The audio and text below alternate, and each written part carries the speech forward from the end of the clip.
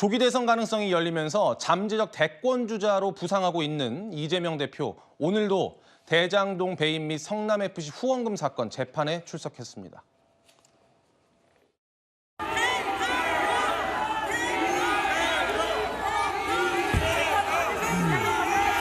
어떻게 생각하십니까? 대북 송금 재판부 기피 신청하면서 재판 지연 우려가 나오고 있는데 한덕수 권한대행이 헌법재판관 임명 못한다는. 이재명 대표는 재판에 출석하면서 취재진의 질문에는 어떤 답도 하지 않았습니다. 그런데 어제 저녁에는 본인의 지지자들이 모여있는 팬카페 관리직을 내려놓겠다, 이런 글을 올렸습니다. 먼저 과거 지지자들의 목소리를 준비했습니다. 젠파빠 너무 응원하고 있고 지지하고 있고 늘 사랑합니다. 정말 절망밖에 없었는데 아빠가 이렇게 빨리 나타나 주셔서 너무 감사하고 아빠 힘내세요. 우리가 있잖아요. 소위 개딸 현상, 양아들 현상에 대해서 여러 가지 의견이 있긴 한데 저는 이게 세계사적인 의미가 있는 새로운 정치 행태라고 생각해요. 박전비 성원님, 제가 바로 질문을 좀 드릴게요. 그러니까 이장직이라고 나오는데 이게 제명인의 마을이라는 팬카페, 거기에 마을이니까 이제 마을 이장직을 이재명 대표가 갖고 있었어요. 그런데 지난 22대 총선 과정에서 비명계 의원들이 이재명 대표에게 이장직을 내려놔라라고 요구를 한 적이 있었더라고요. 그리고 그때는 내려놓지 않았는데 이번에 내려놨다. 이 이장직이라는 게 뭐길래 이게 의미가 있는 거죠? 그러니까 이게 쉽게 말하면 이제 이재명 대표의 팬덤이 모여 있는 이제 카페인 건데 예. 여기에 이제 이장직을 맡고 있는 것이 부적절한 거 아니냐. 그러니까 뭐 여러 정치적인 과정에서 뭐 팬덤의 문제점 이런 것들이 지적이 되고 예. 또 이재명 대표를 이제 열렬하게 응원하고 지지하시는 분들이 또 이제 우리나라 지금 뭐 야당 정치인들을 향해서 어쨌든 뭐 강한 비판을 하고 이런 것들 때문에 여러 갈등이 있었던 게 사실이잖아요. 예. 근데 그 과정에서 내려놔 달라라고 한 겁니다. 상징적으로 어떤 잘못된 정치 문화와 거리를 둬야 되지 않겠냐라는 비판을 이제 했던 것이고, 근데 그때도 뭐 좀 고민을 하셨던 것으로 알고 있는데 지금 보면 여러 상황이 굉장히 엄중해졌고 또 예. 이재명 대표가 해야 되는 일들이 굉장히 많아지지 않았습니까? 그리고 앞으로 뭐 이제 탄핵 진행 절차를 좀 봐야겠지만 지금 뭐 조기 대선 얘기가 많이 나오고 있습니다. 그렇기 때문에 지금 상황에서는 어쨌든 좀 거리를 둘 부분들은 거리를 두고 또 이제 그동안 일각에서 나왔던 뭐 강성 팬덤과 너무 이제 밀착해 있는 것 아니냐 이런 세간의 우려를 불식시키는 차원에서도 예. 어떤 상징적인 조치를 하나 취했다 이렇게 볼 수가 있겠죠. 근데 다만 뭐 이 대표 측 관계자 얘기를 들어보면 진짜 바빠져서 그런 거다 이렇게 이야기도 하더라고요. 예. 네, 좀 지켜보시면 되겠습니다. 알겠습니다.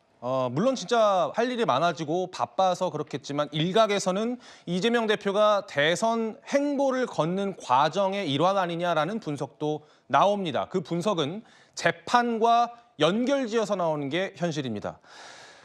지난 6월에 배당됐던 대북 송금 재판이 6개월 만에 중지됐습니다. 중지된 이유는 지난 13일에 이재명 대표 측에서 법관 기피 신청을 하면서 오늘 중지가 결정이 됐습니다. 강부 대변인님. 네. 지금 이재명 대표를 둘러싼 5개 재판을 이재명 대표 측이 고의적으로 지연시키는 것 아니냐 이렇게 국민의힘에서는 주장하거든요. 물론 국민의힘에서는 이재명 대표의 재판을 빨리빨리 진행을 해서 유죄를 받기를 원할 수도 있기 때문에 그렇게 주장할 수도 있는데요. 예.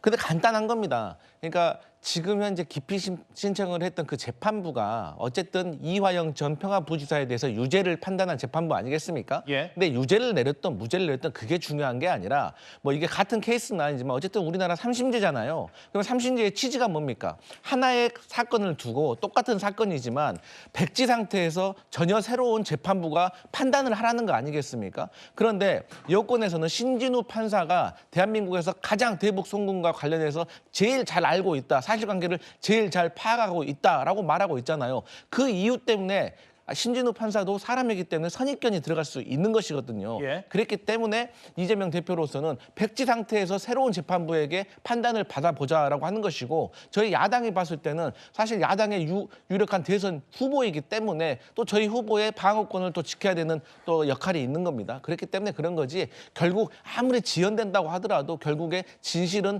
법정에서 소명될 것이다. 그렇게 봅니다. 알겠습니다. 그림 하나 더 준비했는데요. 방금 말씀드린 대로 대북 송금 재판은 중지가 됐고요. 공직선거법 위반 재판, 이재명 대표가 1심에서 유죄를 선고받은 이 재판은 배당은 됐는데 주진우 국민의힘 법률자문위원장의 말에 따르면 지연시키고 있다라고 이야기하고 있는 그 재판이고요. 반면에 위증교사 재판은 이재명 대표가 무죄를 선고받은 재판입니다. 이건 배당이 받고 배당되고 빠르게 진행이 될 것 같은 그런 모양새인데 구장처장님. 네. 이재명 대표 측에서는 1심에서 무죄를 받은 재판은 그냥 빨리 가도 되겠다 이렇게 판단하는 걸까요? 네.